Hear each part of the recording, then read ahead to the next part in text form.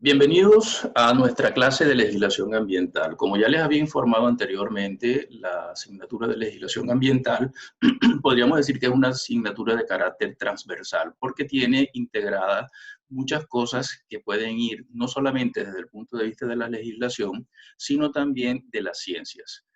Bien, vamos a comenzar por unos principios básicos sobre qué es eso de la legislación ambiental y cómo ha sido su eh, evolución a lo largo del tiempo. Me permito traer ante ustedes esta pequeña reflexión que hizo Robert Malthus en su ensayo sobre los principios de la población humana en 1793. Tengan en consideración que estamos hablando de prácticamente más de 200 años. Este señor dijo: afirmo que la capacidad de crecimiento de la población es infinitamente mayor que la capacidad de la tierra para producir alimentos para el hombre. La población, si no encuentra obstáculos, aumenta en progresión geométrica y los alimentos solo aumentan en progresión aritmética. Basta con poseer las más elementales nociones de números para poder apreciar la inmensa diferencia a favor de la primera de estas dos fuerzas. Fíjense ustedes, hace 200 años el señor Malthus, que era un economista, o lo que nosotros llamaríamos ahora un economista, ya estaba viendo que la cantidad de población que estaba surgiendo en las Islas Británicas era enorme con respecto a la capacidad que tenían estas mismas de proveer alimentación para tanta gente. La sobrepoblación, sin lugar a dudas, se constituye en uno de los puntos más conflictivos de lo que tiene que ver con el manejo medioambiental. Actualmente nosotros somos aproximadamente 9.000 millones de personas en el planeta y se prevé que para el 2050 podríamos llegar a las 11.000 millones de personas sobre el planeta. La pregunta es: ¿cómo va a ser el planeta para alimentar tanta gente? Y allí hay una cosa muy particular. Esta predicción que hizo el señor Malthus hace 200 años quedó totalmente desvirtuada. ¿Por qué quedó totalmente desvirtuada? Pues ahí está uno de los puntos más interesantes sobre este tipo de cosas. Y es que la tecnificación o la tecnología ha hecho posible que cada vez sea más rentable y más eficiente la producción de alimentos para un creciente número de personas. Nosotros vamos a analizar estos tres vectores que tenemos aquí: sociedad, cultura y medio ambiente. Nosotros somos fruto de nuestro medio ambiente y eso permea en nuestra forma de percibir nuestro entorno y forja lo que se llama la cultura. Y esa cultura es lo que identifica a una determinada sociedad. Digamos, este triángulo es unidireccional. No, no es unidireccional, es multidireccional. Es decir, una cosa contribuye a la otra. Fíjense ustedes, si tomamos en consideración esta teoría de que el medio ambiente condiciona la cultura, podríamos poner un ejemplo básico y es la misma población colombiana. Tenemos población que vive a nivel del mar y hay otra que vive a 2.600 metros sobre el nivel del mar. Obviamente, las formas en que percibimos nuestro medio ambiente dependen de esas condiciones geográficas. Y eso también condiciona, por supuesto, una forma de entender ese medio ambiente, que es lo que podríamos denominar cultura. No es lo mismo la forma en que percibimos nuestro entorno desde aquí a orillas del mar a cómo se percibe a 2.600 o 3.000 metros sobre el nivel del mar. Y eso forma también parte de lo que nosotros después conocemos como un ambiente social. Fíjense ustedes, este tipo de cosas da como resultado una serie de estudios, como son los estudios de carácter socioecológico. Y estos estudios de carácter socioecológico están enfocados sobre todo a una serie de parámetros como son la preocupación sobre el entorno, y este tipo de preocupaciones surgieron a finales del siglo XIX como parte de los movimientos obreros. Los movimientos obreros en la Inglaterra de la Revolución Industrial fue lo que comenzó a mover a la gente y especialmente a esa masa obrera que vivía en unas condiciones poco adecuadas exigiendo unas mejoras en las condiciones de higiene, de salud y de vivienda sobre todo. Y podemos entender que esas condiciones de higiene, salud y vivienda implican también una mejora en las condiciones de vida y de cómo se relacionan con su entorno. Estas imágenes que ustedes están viendo aquí son representativas de cómo era la vida en la Inglaterra del siglo XIX en plena revolución industrial. Ya ven ustedes allí que la mano de obra infantil, como lo podemos ver en la primera fotografía, era una cosa de lo más común. Y este tipo de tendencia se mantuvo hasta bien entrados los años 70, 80 de nuestro siglo XX y no ha desaparecido del todo. Obviamente ya no es lo mismo, pero esta mano de obra infantil era un capital de trabajo.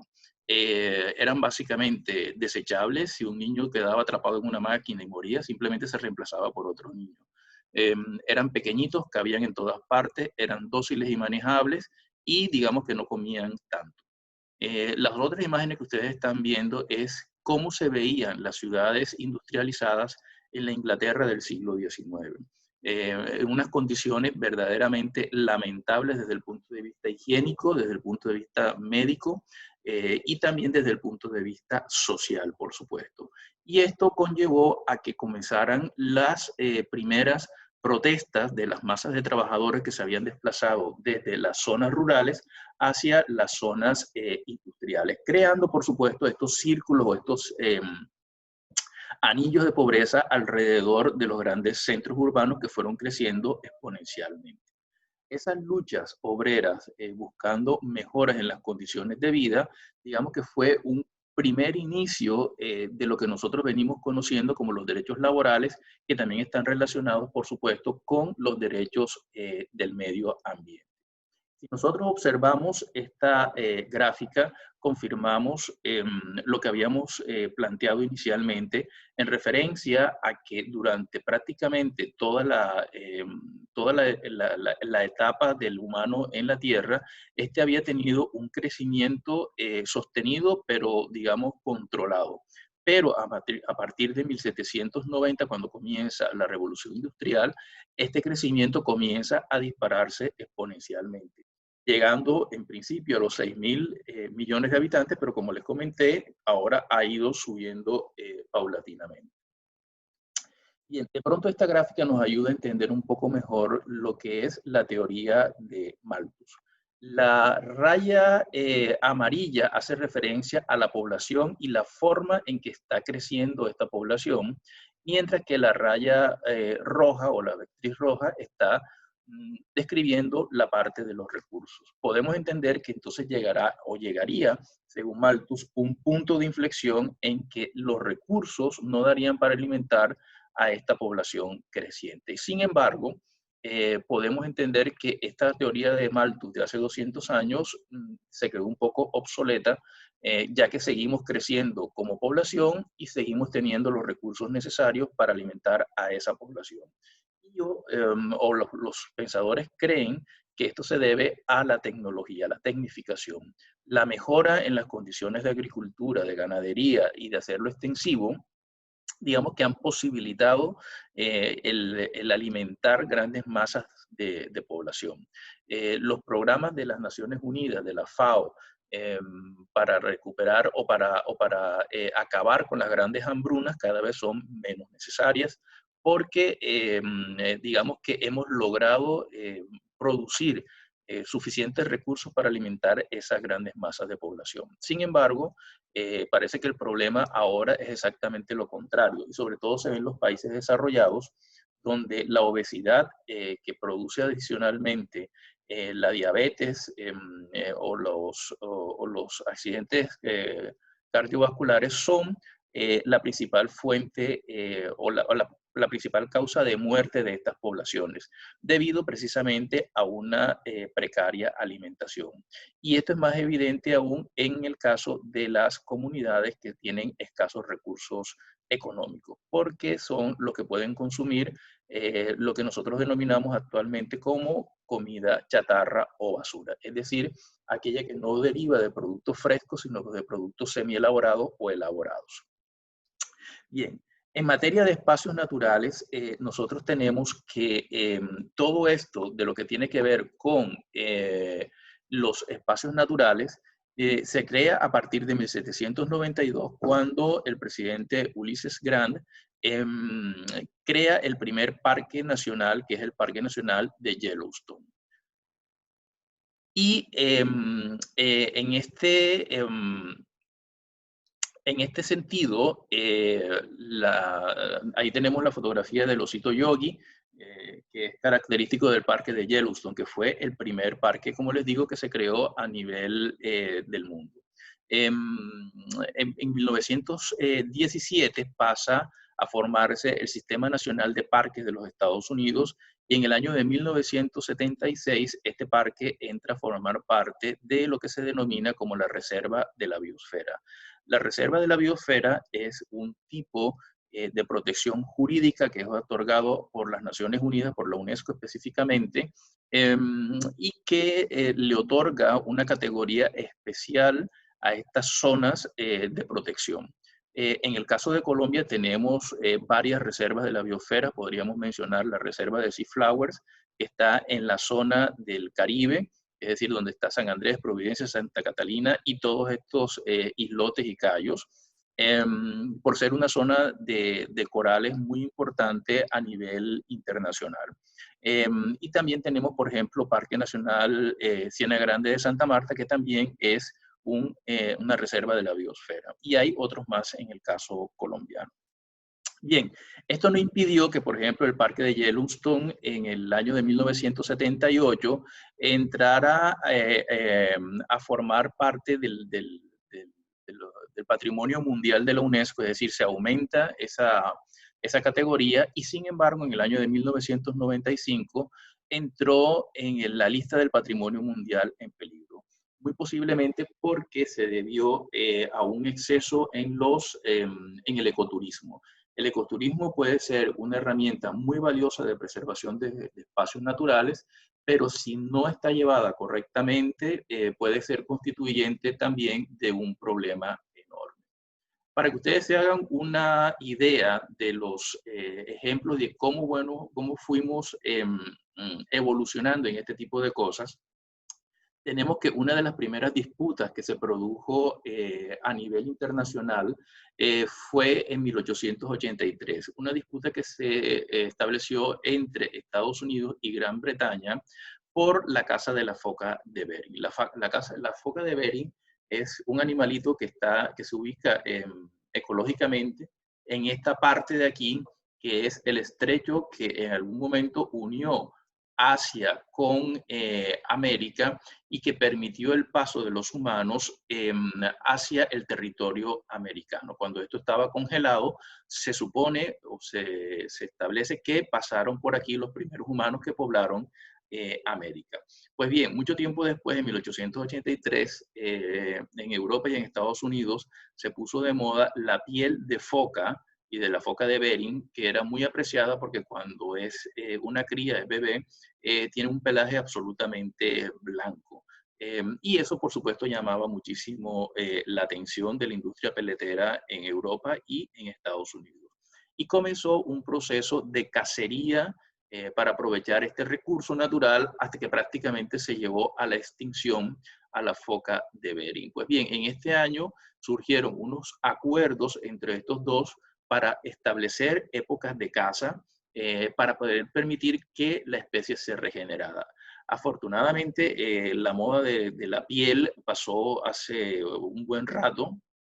Eran bastante frecuentes, si ustedes lo miran en internet, que en los grandes desfiles de moda habían organizaciones tipo, había una que se llamaba PETA, por ejemplo, que abogaba por la no utilización de las pieles de animales en este tipo de industria, y que trajo, que hacían escenificaciones como arrojar sangre sobre las modelos y hacer este tipo de actuaciones para concienciar a la población de que esto no era justo, ¿no? Y efectivamente, actualmente ya nadie utiliza piel animal para, o por lo menos de estos animales, para ese tipo de prendas de vestir, ¿no? Hay otro punto muy interesante y es que tiene que ver con las guerras. Después de la Segunda Guerra Mundial en Europa, Europa quedó totalmente devastada. Si bien hasta la Segunda Guerra Mundial había cierta preocupación por ciertos ecosistemas, sobre todo en los países como Europa o Estados Unidos, en términos reales la guerra pasó a tomar parte como del primer plano y eso trajo como consecuencia la destrucción prácticamente de toda Europa. Afortunadamente, durante los años 50 hasta el año 2005, el gasto social en Europa equivalía a un porcentaje considerable del Producto Interno Bruto. No sé si ustedes recordarán, pero cuando cuando se terminó la guerra en Europa, los Estados Unidos comenzaron a inyectar grandes flujos de capital para reconstruir Europa.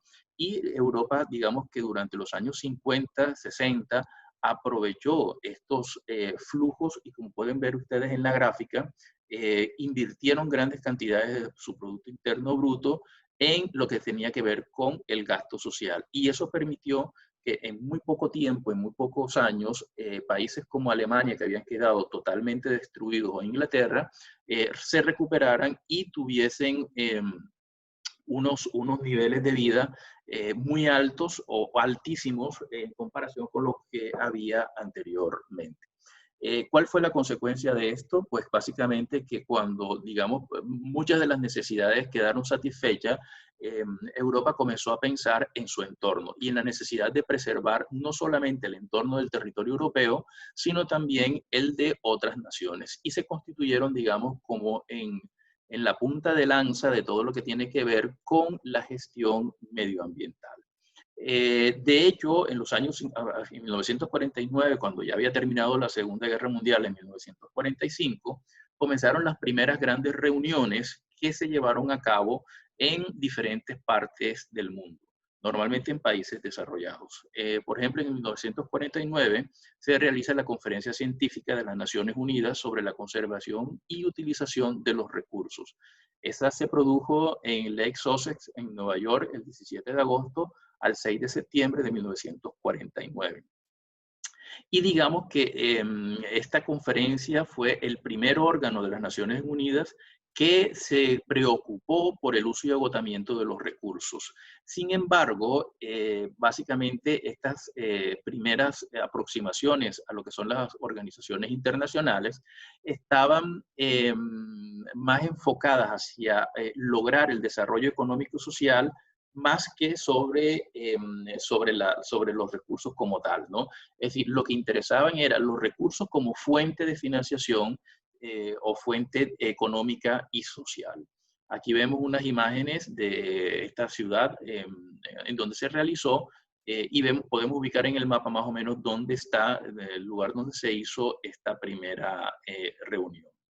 Posteriormente, comenzó un proceso de industrialización enorme en los Estados Unidos y sobre todo lo que tenía que ver con la industria, sobre todo la industria agroquímica. La industria agroquímica, digamos que fue el motor y tal como contradiciendo la teoría de Malthus, fue lo que permitió alimentar grandes masas de población. Aquí podemos ver alguna publicidad en donde vemos papas, gallinas, perros y frutas felices porque están utilizando el DDT, que dice el DDT es bueno para mí. Y efectivamente el DDT, digamos que había permitido el control de las plagas, las bacterias y algunos otros organismos que podrían ser nocivos para la agricultura o para la ganadería. Pero la cuestión está en que esos mismos organismos o esos mismos productos que servían para mantener esas grandes producciones de alimentos también estaban afectando al medio ambiente. Y eso estaba produciendo, por ejemplo, malformaciones en fetos de humanos, pero también unas grandes contaminaciones en el entorno. En esa época, la señora Rachel Carson, que es una científica, comenzó a darse cuenta y atar cabos entre la industria agroalimentaria y las perturbaciones en el medio ambiente. Y escribió un libro que se llamó La Primavera Silenciosa, en donde ponía el ojo en los peligros que representaba la industria para el entorno medioambiental en territorio norteamericano. Pues bien, esto se hizo tan evidente que lo que hizo la industria fue traslocarse y irse a otras partes donde no afeara. Es decir, si tienes la basura en tu patio, pues coges y tratas de tirársela al vecino o llevarla a otro patio, ¿verdad? Y esto fue básicamente lo que hizo la industria. Simple y llanamente pasó de tener la industria en suelo norteamericano y comenzó a exportar esa industria a otro tipo de países en vías de desarrollo donde iba a ser bien recibida porque generaría empleo y si contaminaba pues no había mayor inconveniente. En 1968 se aprueba o se celebra la primera conferencia sobre el medio humano. Entonces, fíjense ustedes que aquí ya vamos exponiendo una serie de cambios en la mentalidad. Ya no es solamente el medio ambiente, sino el hombre como parte del medio ambiente. Este tipo de celebraciones fueron asumidas por la Asamblea General de Naciones Unidas y se llevó, por supuesto, esta primera conferencia sobre el medio ambiente humano. Cosa curiosa, fíjense que en la fotografía de los participantes solamente se ve una persona de color. Eso es porque los países africanos comenzaron a tener una importancia enorme en la participación como miembros de las Naciones Unidas en este tipo de conferencias. En el año de 1959 se aprueba el Tratado Antártico. El Tratado Antártico implica que este territorio se preserva de la explotación económica para las generaciones futuras. En este sentido, pues podemos establecer que uno de los puntos que estableció el Tratado Antártico es que no se podría hacer ningún tipo de explotación económica en este territorio, sino que solamente se podría restringir a investigación científica. Y este tratado sigue vigente todavía y de hecho Colombia forma parte del mismo a través de las expediciones científicas, van 6 expediciones científicas que se realizan por parte del gobierno colombiano o de las instituciones colombianas en territorio antártico. Bien, como les decía, en esta conferencia, la Conferencia de la Biosfera de París de 1968, surge un concepto relativamente nuevo y es el de desarrollo ecológicamente sustentable. Fíjense ustedes, en este momento, antes de los años 70, finales de los 60, surge la idea de que el desarrollo es necesario, pero que este debe estar sustentado en las capacidades del ecosistema con miras a ser preservado para las generaciones futuras. Y a partir de ahí comenzaron a surgir una serie de instituciones de carácter público o privado que abogaban por que los países establecieran políticas sobre medio ambiente. Este señor que ustedes están viendo aquí en pantalla se llama U Thant y fue el secretario general de las Naciones Unidas. Este señor en los años 60 y a finales de los años 60, en el año 69, acuñó una frase muy interesante que dice que solo hay en el futuro días de paz y alegría para nuestra nave espacial Tierra que sigue viajando y rotando en el frío espacio con su cálida y frágil carga de vida. Efectivamente, el señor Thant hacía referencia a que la Tierra es un ecosistema y que este ecosistema es frágil y es limitado. Y somos únicos, hasta ahora que sepamos, en el universo. Y estamos agotándolo, estamos acabando con él, por nuestro sistema de producción y por nuestro sistema de consumo. Y hace referencia a la necesidad de tomar medidas en este sentido, ¿no? En el año de 1970 se determinó o se creó lo que se denominó el Día de la Tierra. A través de este día de conmemoración se quiso hacer ver la necesidad de pensar en el entorno del ecosistema del planeta Tierra como tal. Fíjense ustedes, estas fotografías que ustedes están viendo aquí hacen referencia a la guerra de Vietnam. Estados Unidos se había embarcado en una guerra lejana a su territorio, por unos ideales de carácter político que poco tenían que ver con lo que pasaba en Vietnam realmente, y lo que se quería imponer era un modelo de democracia en Oriente, ¿no? Y Estados Unidos emprendió esta guerra, utilizando en muchos casos armamento que ya había sido declarado como ilegal, como por ejemplo el napalm. Aquí vemos esta fotografía que es muy famosa. Esta es una niña que corría desnuda porque había sido quemada su aldea y por supuesto ella, toda la piel, por el uso de este gas, ¿no? Esta niña ahora, por supuesto, ya es una señora muy mayor y sigue viva todavía, ¿no? Y curiosamente vive en los Estados Unidos. Pues bien, la cuestión es que comenzaron a surgir movimientos de protesta, sobre todo en el ámbito estudiantil universitario norteamericano, porque la juventud iba a morir a una guerra que no era suya, por unos ideales que no eran los de la sociedad norteamericana, sino los de sus élites, y decían, ¿por qué vamos a ir a la guerra si nosotros tenemos una crisis aquí en casa, ¿no? Y pedían el final de la guerra en Vietnam. Todo este tipo de movimientos que surgieron desde el punto de vista estudiantil universitario dieron como resultado finalmente la elección del Día de la Tierra, ¿no? De pensar en que necesariamente tenemos que tomar cartas en el asunto. Y esto se logró fue cuando los grandes medios informativos norteamericanos comenzaron a plantearse la cuestión. Si no hubiese sido por esto de los movimientos estudiantiles y porque la prensa se toma la vocería, esto no hubiese surgido.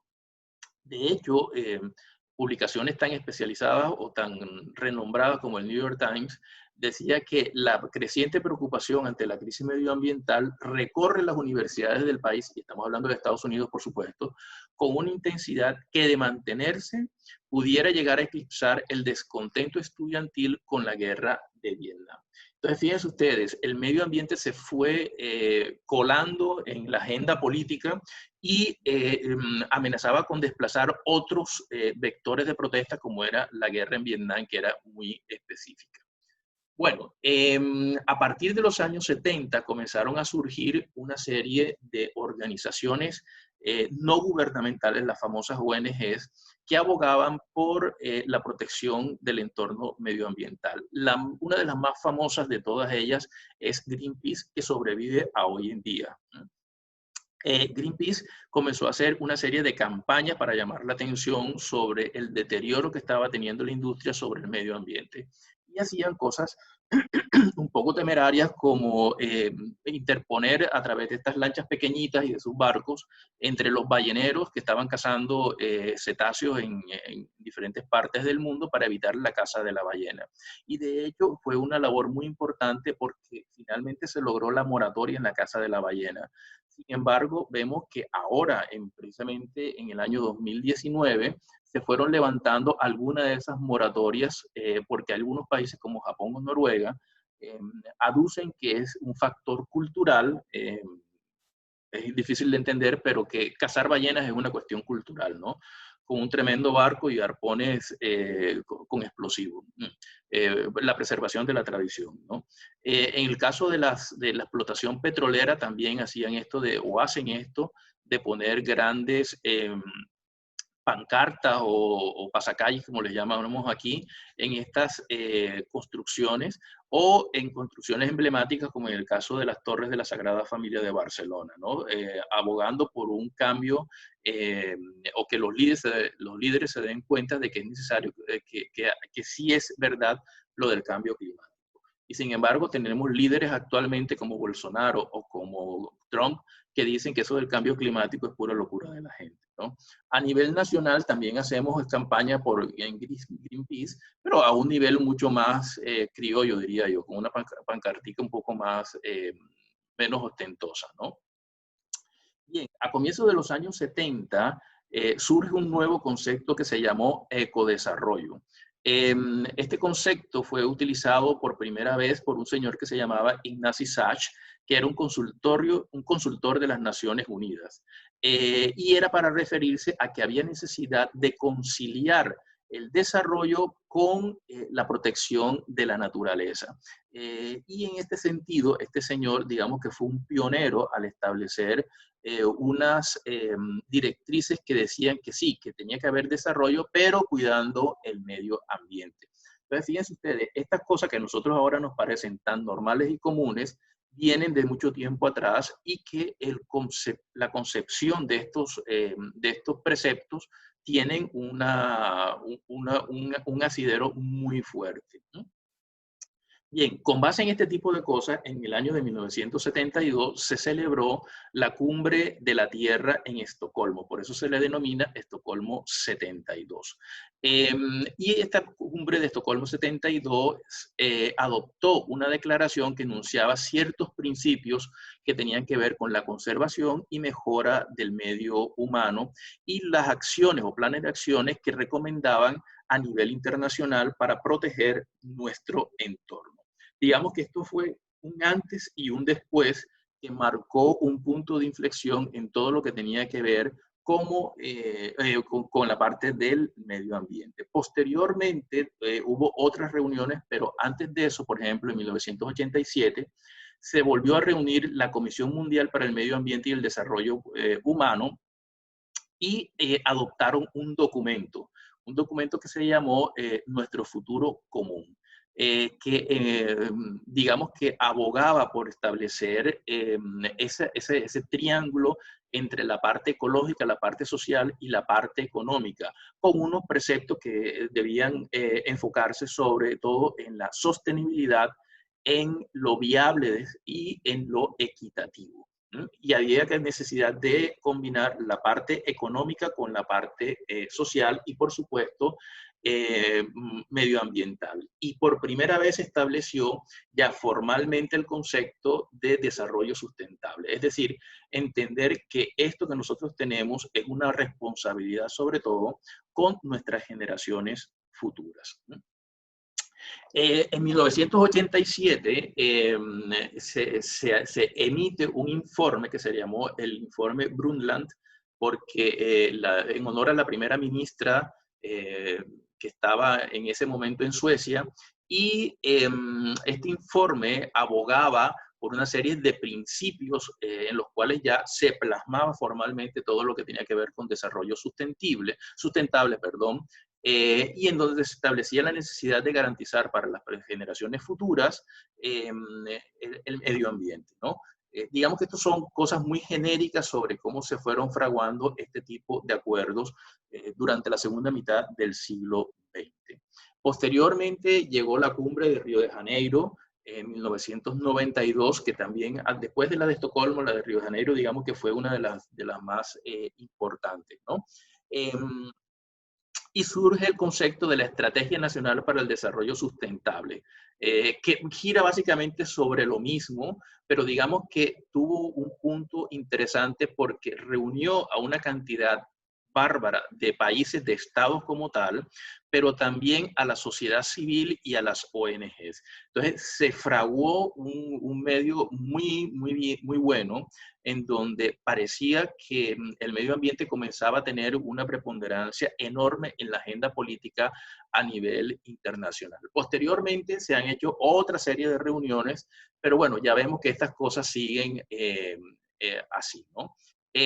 Vamos a hacer aquí una comparación entre lo que habría antes de 1972 y lo que hay con posterioridad a 1972.